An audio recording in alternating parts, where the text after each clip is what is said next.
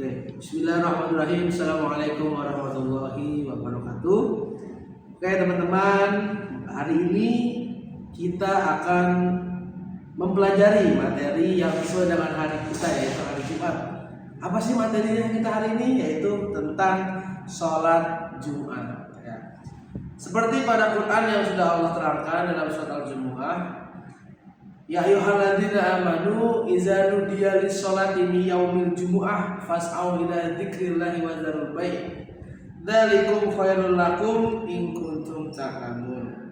Wahai orang-orang yang beriman, apabila diseru untuk melaksanakan salat Jumat pada hari Jumat, maka bersegeralah kamu dalam mengingat Allah dan tinggalkanlah jual beli. Yang demikian itu lebih baik bagimu jika kamu mengetahui. Oke. Dari ayat tersebut kita bisa tarik bahwasannya hukum atau pengertian dari sholat Jumat itu adalah sholat yang dilaksanakan di hari Jumat untuk menggantikan sholat zuhur. Ya. Hukumnya apa sih? Hukumnya jelas-jelas wajib, fardu ain. Ya kenapa? Karena apabila diseru untuk melaksanakan sholat Jumat, disuruh sholat Jumat. Bahkan kalian lagi jual beli ya, kalian lagi main ML, kalian lagi makan tipis, itu kalian harus langsung sholat Jumat, gak boleh cacicu ya teman-teman. Oke, lanjut, yaitu apa sih syarat-syarat daripada sholat Jumat tersebut? Yang pertama udah pasti Islam, gak mungkin dong orang tidak sholat Jumat, ya kan? Yang kedua itu balik, yang ketiga berakal, yang keempat laki-laki, dan yang kelima sehat, dan yang terakhir tidak dalam musafir atau tidak dalam perjalanan. Jadi kalau misal teman-teman lagi OTW ke Bondowoso ya kan, itu nggak apa-apa nih nggak sholat Jumat, tapi wajib diganti dengan sholat zuhur. Tapi kalau teman-teman kerjaan cuma pengangguran doang, di rumah kayak orang bener, itu wajib sholat Jumat, nggak boleh ninggalin sholat Jumat. Oke. Lanjut, syarat-syarat sah dari sholat Jumat. Yang pertama itu dilaksanakan berjamaah minimal 40 orang yang mukim di daerah tersebut. Ya. Yang kedua dilakukan di wilayah permukiman. Yang ketiga dilaksanakan pada waktu zuhur, bukan waktu subuh. Ngapain sholat subuh? Sholat Jumat kan nggak bagus, oke? Dan yang keempat itu terdapat 2 khutbah yang memenuhi rukun. Nah, terkait dengan khutbah itu juga kita harus memperhatikan rukun-rukunnya. Yang pertama memuji Allah, yang kedua membaca shalawat kepada Nabi, yang ketiga itu berwasiat kepada Allah, yang keempat membaca Quran, dan yang terakhir itu mendoakan kaum muslim dan muslimat di khutbah kedua.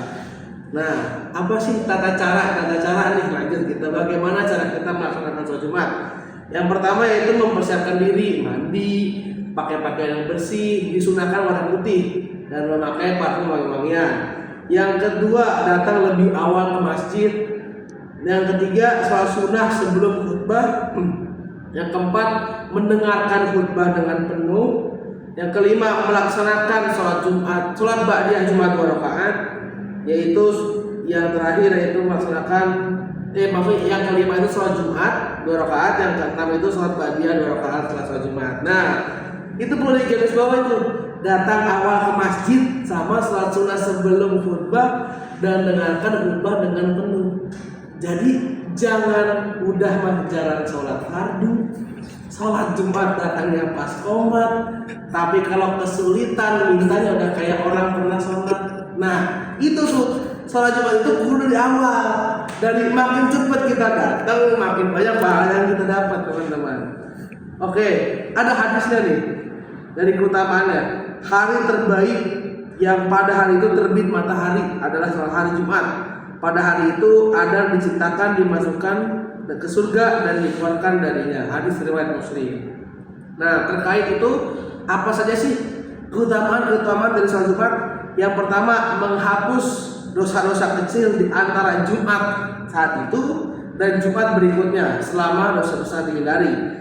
Yang kedua, pahala yang sangat besar bagi yang hadir sejak awal khutbah. Yang ketiga, hari Jumat adalah sayyidul ayyam atau penghulu daripada hari-hari lain. Nah, menghapus dosa-dosa kecil saat Jumat. Jadi jangan mentang-mentang keutamaannya itu habis sholat Jumat ngelakuin dosa lah, dan juga jangan seperti itu teman-teman. tetap kita harus bertakwa kepada Allah. Nah, adab-adabnya apa aja sih kita kalau mau Jumat? Pertama, mandi besar. Kedua, pakai pakaian bersih dan wangi. Ketiga, memotong kuku. Yang keempat, berjalan kaki ya. Yang kelima, tidak melangkahi pundak orang saat masuk masjid. Dan yang keenam, mendengarkan khutbah jika berbicara. Jangan lagi khutbah malah ngepusreng. Aduh, itu bolong-bolong dapat pahala Jumat. Kagak sah para Jumatnya, ya kan? Oke. Sampai sini mungkin sudah kita dengar lah ya, dari pengertian, hukum, keutamaan, tata cara, sampai ke khutbah-khutbah kita sudah mendengarkan dengan baik. Dan saya berharap ke teman-teman semua agar yang namanya melaksanakan sholat Jumat dengan baik. Jangan pernah putus sholat Jumat. Jangan sholat Jumat doang, tapi sholat fardu juga, subuh, zuhur, asar, maghrib, isya. Ya, karena itu Jumat juga termasuk sholat fardu. Ada juga hadis lain, barang siapa yang meninggalkan salat Jumat 3 kali berturut-turut maka ditutup pintu hatinya. Lah berarti bisa dibolong-bolong dong. Misalnya hari ini salat, hari ini enggak. Nah kagak, sama aja nih.